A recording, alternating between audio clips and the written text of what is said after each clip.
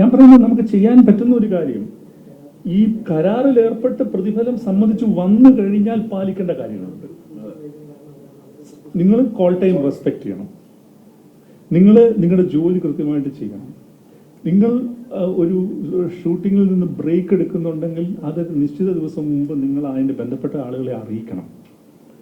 ഇത്തരം വ്യവസ്ഥകൾ പാലിക്കപ്പെടണം, അത് പാലിക്കപ്പെടണം. പിന്നെ പ്രൊമോഷൻസിന് എന്തുകൊണ്ട് വരുന്നില്ല ആളുകൾ?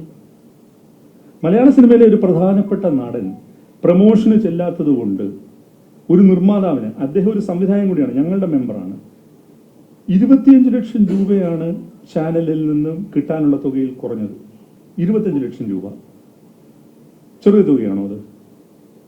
അതേ നടൻ ഇപ്പോ ജീത്തു ജോസഫ് സംവിധാനം ചെയ്ത സിനിമയിൽ അദ്ദേഹം പ്രൊമോഷന് പോയിട്ടില്ലല്ലോ.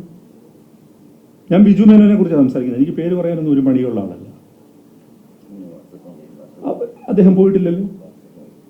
ഇതെന്താ പ്രൊഡ്യൂസർ അസോസിയേഷന്റെ കരാറിലുള്ള കാര്യമല്ലേ പ്രൊമോഷൻ എന്നുള്ളത്? അല്ലേ? അത് പാലിക്കപ്പെടാത്തപ്പോ ഞാൻ പറയുന്നത്, ഞങ്ങളോട് നിങ്ങൾ ഈ വേതന വ്യവസ്ഥയിൽ തർക്കിക്കുന്ന ഒരു കാർക്കശം ഉണ്ടല്ലോ, അതിന്റെ 10% നിങ്ങൾ അവിടെ കാണിക്കുകയെ. ഒരു പടം പ്രൊമോട്ട് ചെയ്യാനുള്ള ബാധ്യത എനിക്കാണെന്നൊരു കരാറിൽ എഴുതി ഒപ്പിട്ട ശേഷം പോവാതിരിക്കുക. അതിന് മുകളിൽ ആ നിർമ്മാതാവിന് 25 ലക്ഷം രൂപ നഷ്ടപ്പെടുക. ഇപ്പോൾ വന്ന സിനിമയിലും ഇത് തന്നെയാണ് സംഭവിക്കുന്നത്.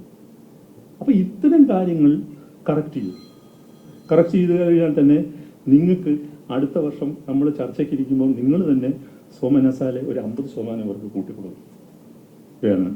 തീർച്ചയായിട്ടും. അപ്പൊ ഞങ്ങൾ അതിനൊപ്പം നിങ്ങളോട് നിൽക്കാം. അപ്പൊ അങ്ങനെ ഹാപ്പി ആയിട്ട് നമുക്ക് പിരിയാം. സന്തോഷം. Thank you.